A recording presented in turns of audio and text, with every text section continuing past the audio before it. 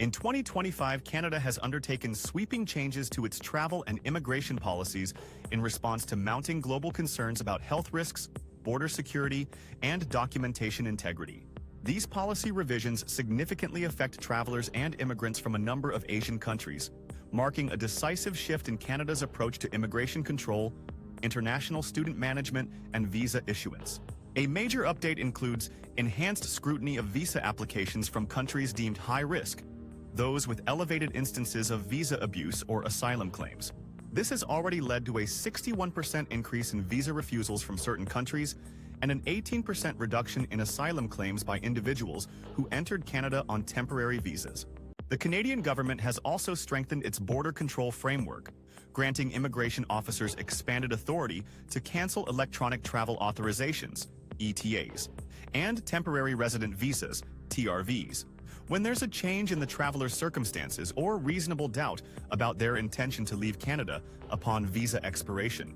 Another important development is the discontinuation of the popular Student Direct Stream, which previously provided faster visa processing for international students from key Asian countries including India, China, and the Philippines. Now, all students are required to apply through the standard process, which includes submitting additional documentation such as provincial attestation letters, resulting in longer wait times and more intensive background checks. Indian nationals in particular have been significantly impacted, with a reported 31% drop in study permits issued in early 2025 compared to the same period in 2024.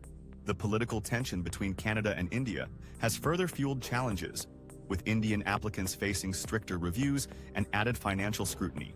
Simultaneously, China and the Philippines have seen increased visa processing delays due to the discontinuation of SDS, which places added pressure on applicants to demonstrate their academic readiness, financial capability, and ties to their home country.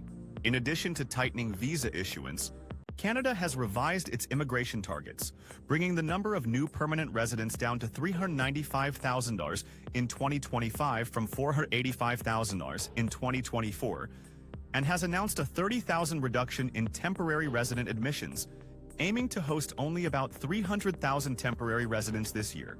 These efforts align with Canada's goal of preserving housing availability and public resources while ensuring that newcomers integrate successfully into society. Furthermore, Canada's Express Entry system, the flagship pathway for skilled immigrants, has also undergone a reform. The allocation of points for arranged employment has been eliminated.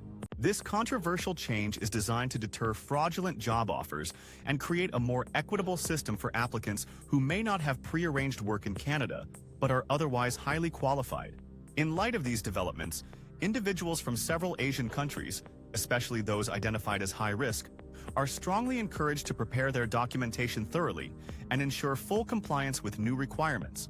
The Canadian government insists these measures are necessary to maintain the integrity of its immigration programs and to combat rising misuse that undermines public trust. It's also worth noting that the immigration system now requires deeper background verification, biometric submissions, and more detailed proof of financial resources, particularly from applicants in nations previously favored under expedited systems.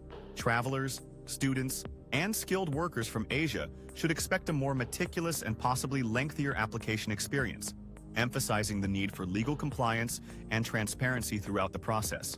These changes also signal Canada's intention to balance welcoming newcomers with safeguarding its national interests, ensuring that only those who are genuinely qualified, adequately prepared, and lawfully pursuing opportunities in Canada are granted entry.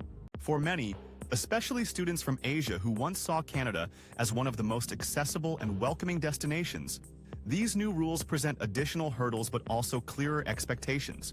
The government maintains that these updates are not designed to exclude, but rather to uphold fairness, improve program efficiency, and protect Canada's societal infrastructure in the face of increasing global migration pressures. Therefore, anyone planning to travel, study, or immigrate to Canada in 2025 from Asia should carefully review the new regulations, consult official immigration resources, and, where necessary, seek authorized legal guidance to navigate the evolving landscape successfully. Thanks for watching. If you found this information useful or it affects your own travel or immigration plans, we'd love to hear your thoughts. Have you faced any new visa challenges? Are you a student applying to Canada in 2025? Drop your experiences or questions in the comments down below. Your story could help someone else too. Don't forget to like, share, and subscribe for more timely updates about global immigration and travel policies. See you in the next video.